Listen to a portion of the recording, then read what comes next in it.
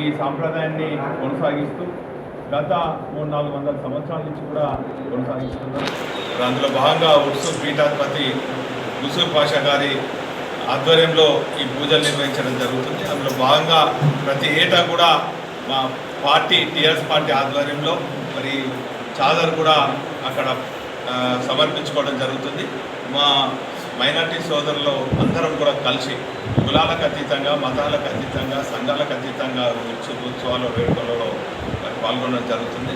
మరి ఈ సందర్భంగా తెలంగాణ ఉద్యమంలో కూడా ఆనాటి ఉద్యమ నేత కేసీఆర్ గారు మరి దర్గాను సందర్శించుకొని తెలంగాణ సిద్ధించిన తర్వాత మరి మొక్కులు కూడా సమర్పించుకోవడం జరిగింది. సౌ బక్రీకా నియాజ్ బీ కర్దే.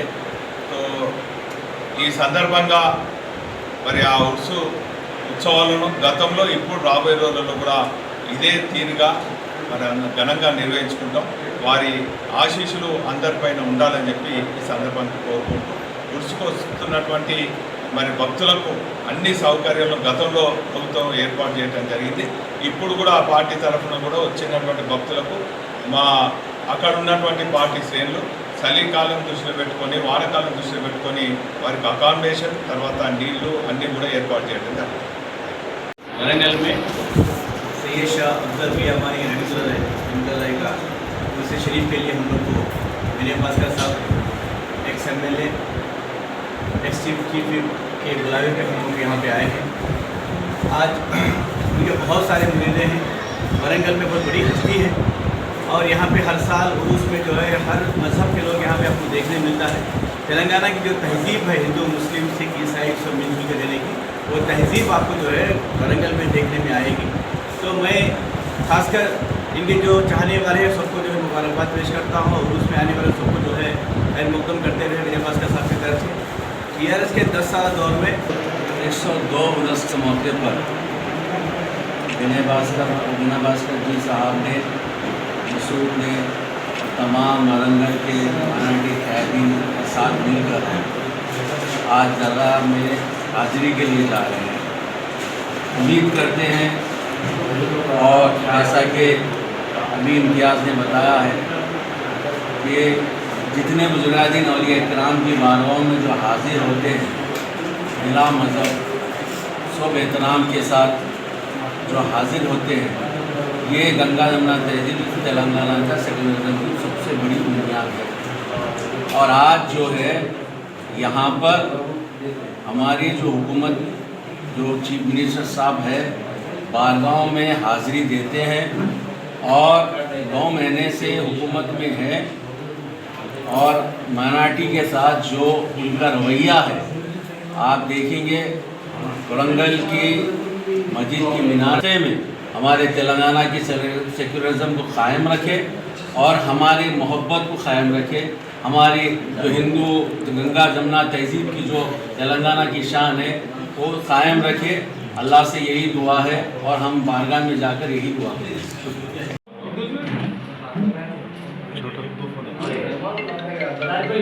मुश्किल है।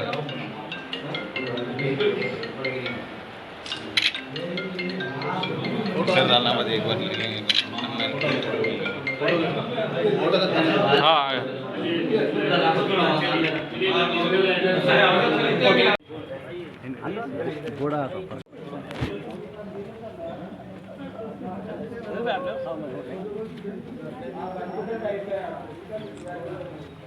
समझ रहे आप लोग?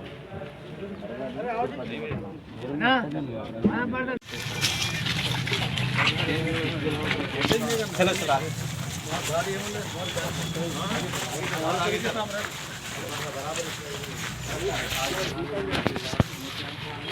वैसा पीछे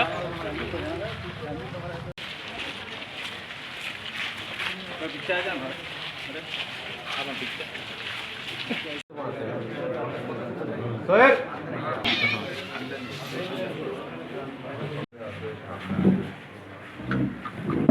అయితే వేరే పార్టీ వచ్చే తాలూకా నెలకు వారం మాట్లాడుకుంటారు వాళ్ళకి చూస్తారు వీళ్ళకి నోట్తో చెప్పింది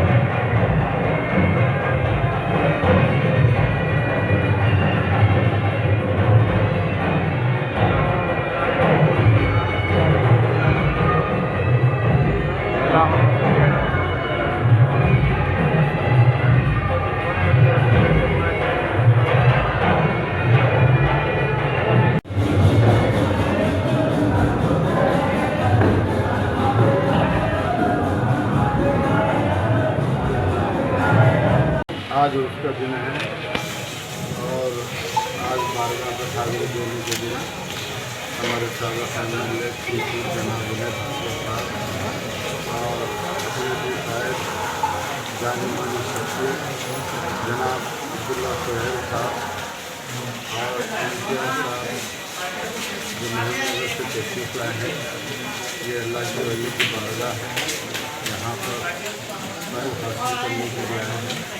और बात वो नहीं कि हमारे विनय भास्कर साहब का 15 साल से यहाँ पर उनके बेहतरीन खिदमत रहे हैं।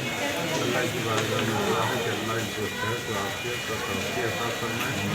आज इनकी मोहब्बत खलूस है कि जिन्होंने बड़ी बारिश भी शुरू हुई तिरुपति जाने की वजह से अस्पताल में आए हैं। गृहस्थ के जाने से आपका इस्तेमाल आवाम की खिदमत करने का मौका